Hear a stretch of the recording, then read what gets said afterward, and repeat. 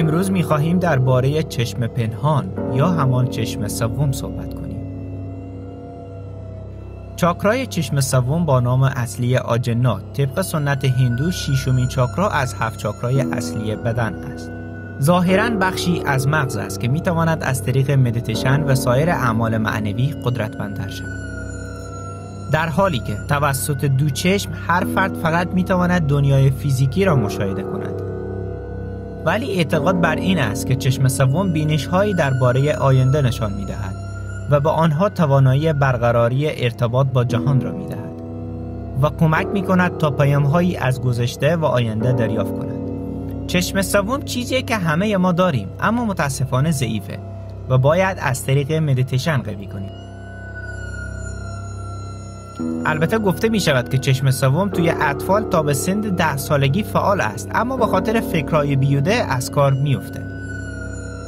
ولی آیا نماد چشم سوم نماد روشنبینی است یا این نماد سمبل چشم شیطان هست و به انجمنهای مخفی مثل ایلومیناتی و فراماسونری مربوط می باشد؟ نماد چشم سوم در مصر باستان به وفور دیده می شود.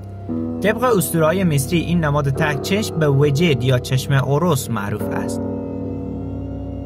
همچنین در جای دیگر این نماد بر خدای خورشید یعنی را ارتباط پیدا کرده.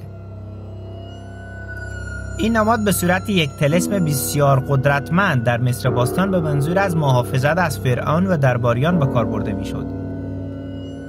چیز جالب اینه چشم هوروس در واقع چشم چپ است، چرا که طبق افسانه ها چشم راست هوروس توسط دشمن او کور شده است. شواهد نشان می‌دهد که نماد نظر در کشورهای خاورمیانه به وفور به منظور از جلوگیری از چشم زخم به کار گرفته می‌شود. در واقع برگرفته از طلسم چشم اوروس است. در ادیان و عرفان‌های شرق خرد و آگاهی را فقط به چشم سوم ربط می‌دهند. آنها در آموزهای خود از آن به عنوان چشم ذهن نیز نام برده‌اند و گفته می‌شود که ممکن است این چشم سوم همان خودآگاه انسان باشد.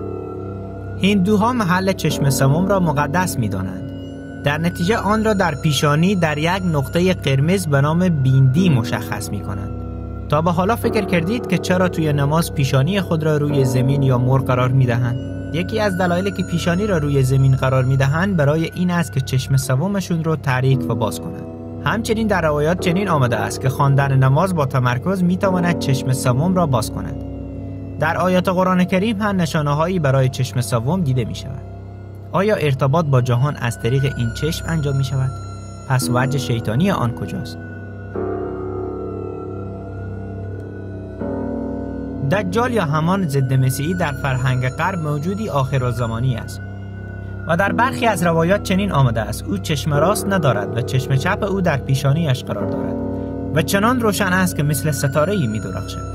او ادعای خدایی می کند و با سحر و جادو عده بسیاری را فریب می دهد. چشم سوم هدف نهایی ما را نشان می‌دهد، اما چیزی که مشخص است امروزه این نماد به طور گسترده‌ای در شیطان پرستی مورد استفاده قرار می‌گیرد.